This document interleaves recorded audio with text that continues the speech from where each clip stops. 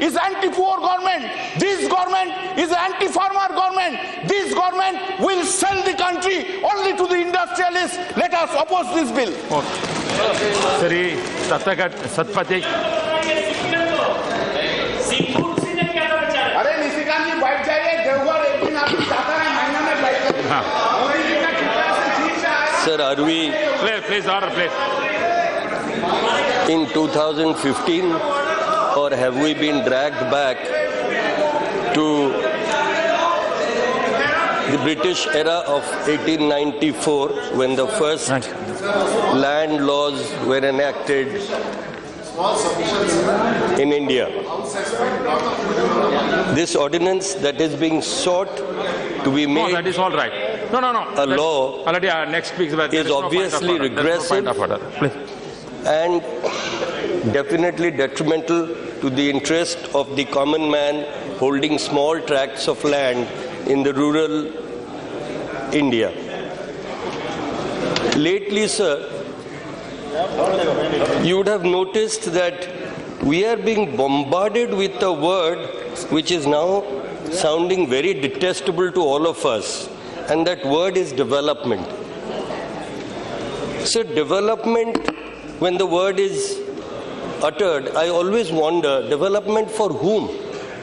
Is it development for an Adani or for an Ambani or for a Ruya or for a Wadia, that they build more airlines, they take up more lands, they take up initially all the small private ports, then eventually government will sell the major ports also.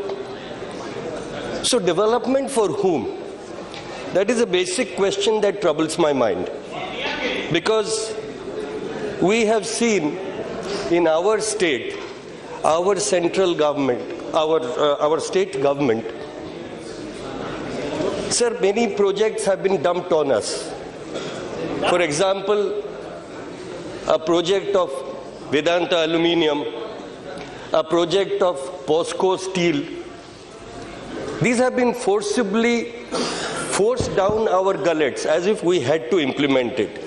But sir, all of us know, everybody here is in power in the states or has been in power at some time or the other, and they know that if a state government and a chief minister is really anti-people, then a project like POSCO could have been done long back. It wouldn't have taken 9.5 years for just land acquisition. But we are proud to say this, that today neither Vedanta could take Niyamgiri Hills, nor POSCO could come up. It is not because Naveen Patnaik ji is anti-development. It is because his ears are to the ground. His heart is with the people. And that is why for 20 long years he has been in power in a democratic country like India, where people like you and you come and go, but he is there, like it or not. So land is an emotive issue for all of us Indians.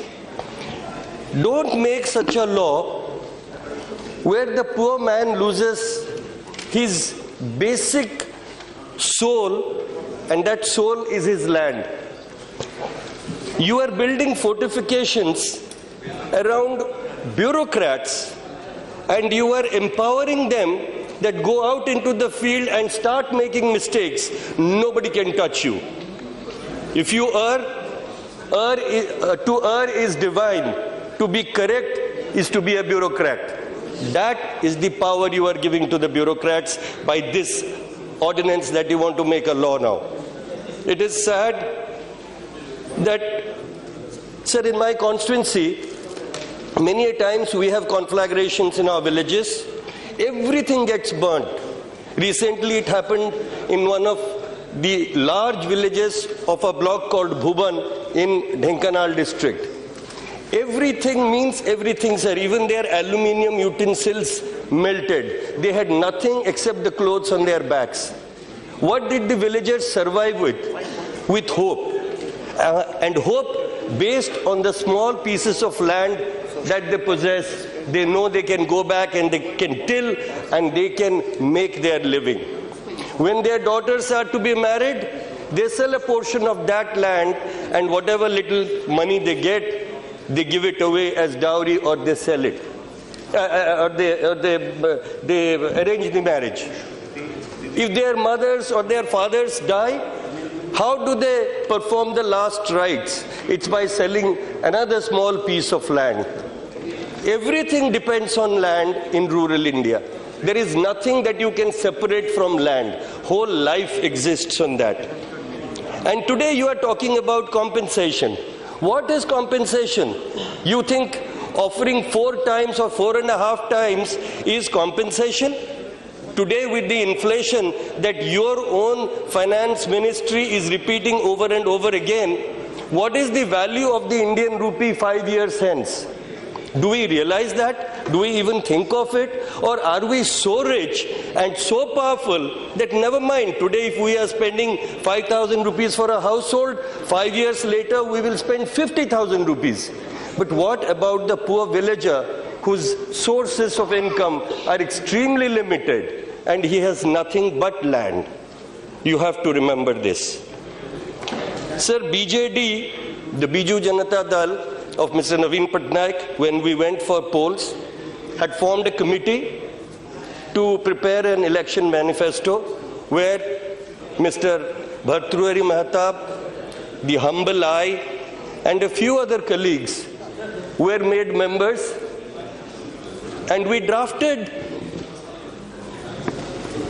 our party's policy, our guideline for the election in the manifesto, because, sir, most of our constituencies are affected by land acquisition, especially my constituency of Dhenkanal and Angul districts.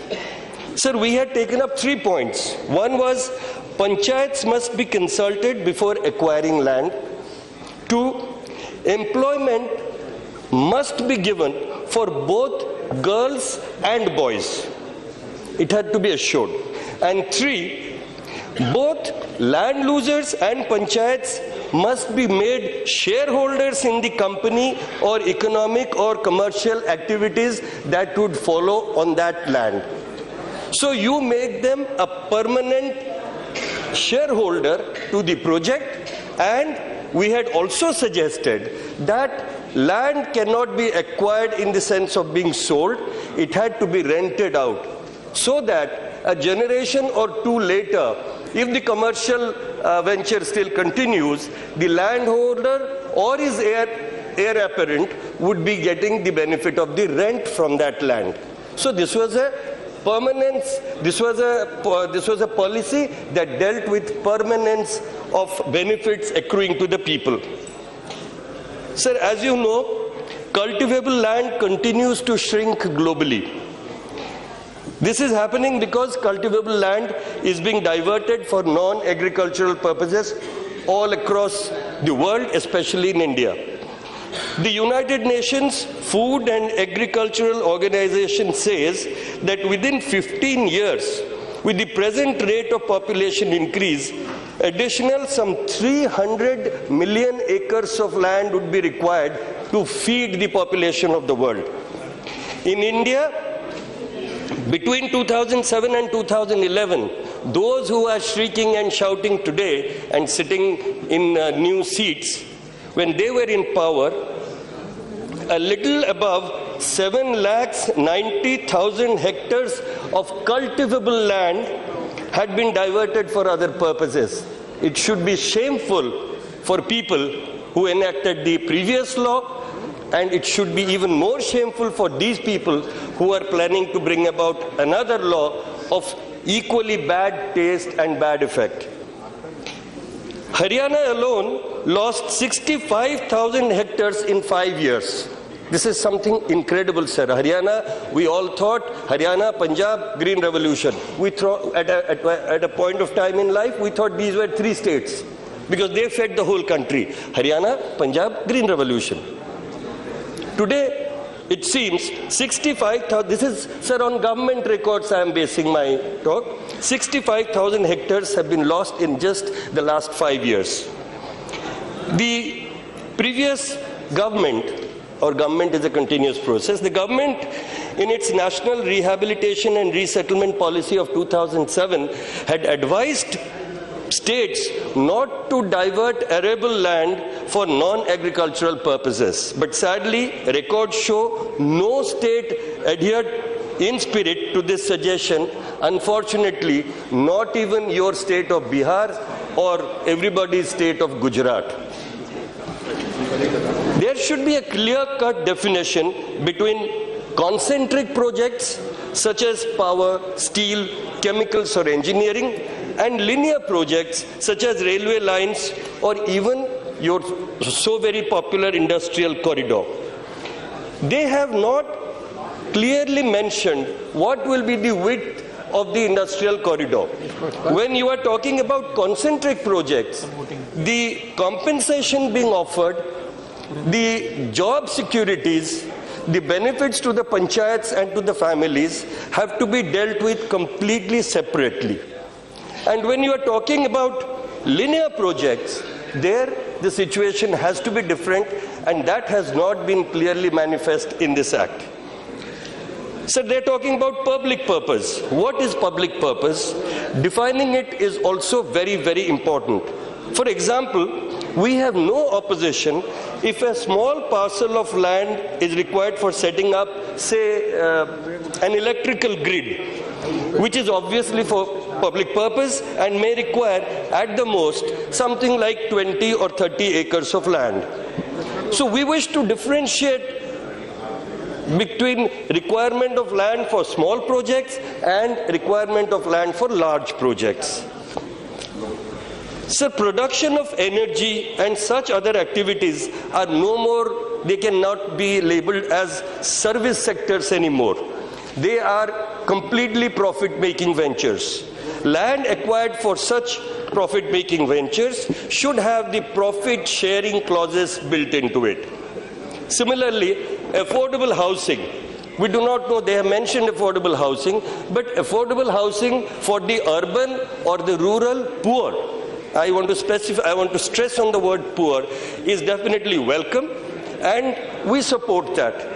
But what about housing like you have these gated communities, which are little islands of prosperity? What about housing if you try to bring those into the act? Then what happens? Or are you going to set a limit that a house in land acquired for rural poor or rural urban poor housing will have a maximum limit of say 5 lakhs or 7 lakhs? Will that be specified? You have, as a government, they have had in the past, they had failed. You also as a government in the past 9.5 months, you have taken no steps towards land mapping. It would assist, land mapping is an essential thing. This country has not had the benefit of land mapping. It would assist in categorizing land into various grades as per its fertility and quality. Any irrigated land or land that has potential of being irrigated must never be acquired. Land required for industrial purposes must be standardized as is internationally accepted. Say for a power project of 200 megawatts, what is the thumb rule? Is it 1 acre per 1 megawatt? Then will it be sufficient to allot 250 acres, or does that power project owner want 700 acres? These are issues that have not been dealt with. So who will decide on compensation? Will it be the entity who is acquiring the land? They have brought in the word entity, replaced enterprise with entity. So now you are also allowing single persons to have companies, one-man company. So will that entity decide who, what compensation will be given to people? Or will it be the people themselves who will decide what compensation do they want? Or will it be some babu sitting in some secretariat in Chandigarh or Bhopal or Bhubaneswar or Madras deciding on what compensation should be given? Let us all accept this fact, sir, that today an average Indian never in reality registers the value of the land truthfully according to the amount of money he or she gets for that land. That means we always undervalue the land, we always undervalue a plot or a house or an apartment. So when you are talking about compensation, what compensation are you going to give? Are you going to give the actual market value? And that is based on, say, 5 or 6 registrations in the last 6 months.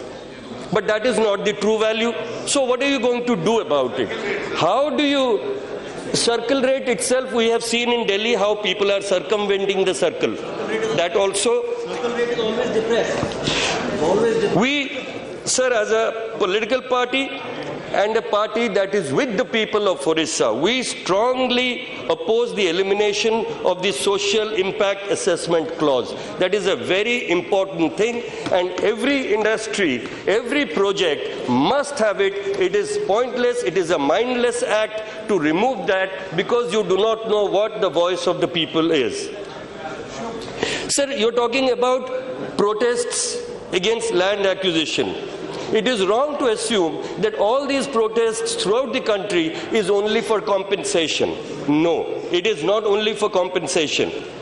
We also have to understand that people affected by loss of land are not only landowners. Sir, every Indian village, your constituency you would have seen, sir, every Indian village might have some landholders, some agriculturists, but there is a huge social backup.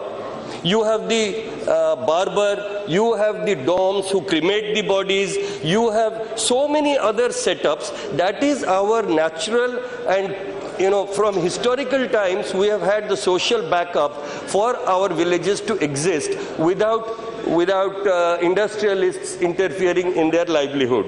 So you have, by this law, if you enact this law, you will break the backbone of that section of the public, of that section of the people who will have nowhere to go because they are not land losers, yet they were dependent on people who were landowners. You have not addressed that.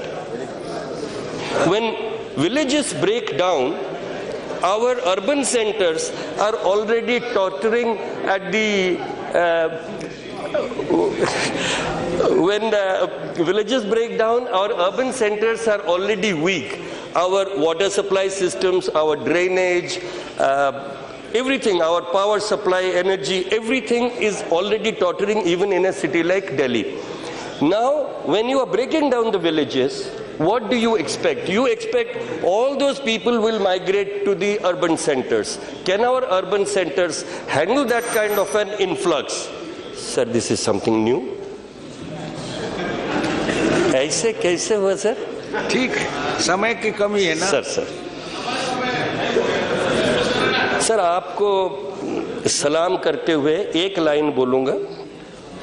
Withdraw, withhold, and rethink. By pushing through this ordinance into a law for this land, you are doing unthinkable damage to the people of India. And therefore, I beseech upon you that do not err and do not become blind in your support for the super rich. Think of the person who voted for you, who thought that a gentleman called Mr. Damodar Das Modi will probably bring succor to the hell that the person had been exposed by the Congress. But here, you speak against the Congress, but you take a couple of steps, not one step, but a couple of steps beyond them to appease the super rich. Do not do that. Therefore, I repeat, sir, withdraw, withhold, and rethink. Namaskar. Shri Arvind Samant.